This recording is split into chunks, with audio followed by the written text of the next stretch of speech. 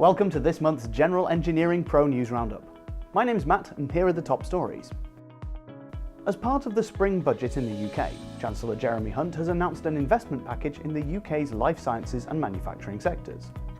The funding will go towards several companies and projects, including £7.5 million to support 2 pharmaceutical companies who are investing a combined £84 million to expand their manufacturing plants in the UK. The Chancellor is also confirming that companies will soon be able to apply for a share of the £520 million funding for life sciences manufacturing, which is designed to build resilience for future health emergencies such as influenza pandemics and capitalise on the UK's research and development. Global chemical engineering organisations are supporting industry's use of hydrogen in the drive to net zero carbon emissions. The Institution of Chemical Engineers and the American Institute of Chemical Engineers are creating a series of webinars and an annual conference as next steps in a collaboration aimed at advancing the adoption of hydrogen as an industrial energy carrier. In 2025, the organisations will debut a joint annual conference focusing on the production and use of hydrogen in North America, with the 2026 conference being scheduled to take place in the UK.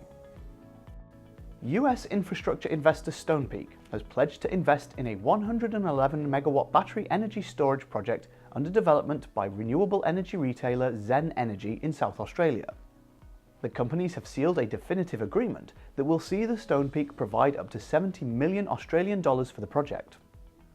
The scheme will create the second largest energy storage battery connected to South Australia's electricity network, after the 150 megawatt Hornsdale Power Reserve. Kuwait Petroleum International, through its Italian subsidiary, has announced a landmark agreement to acquire a 50% stake in Ecofox, an Italian biofuel production company. This acquisition signifies a strategic pivot towards sustainable biofuel production, aligning with the company's overarching goal for an energy transition by 2050. A ruling by the Oregon Public Utilities Commission aims to improve the state's interconnection rules by incorporating best practices for the review of renewable and energy storage projects.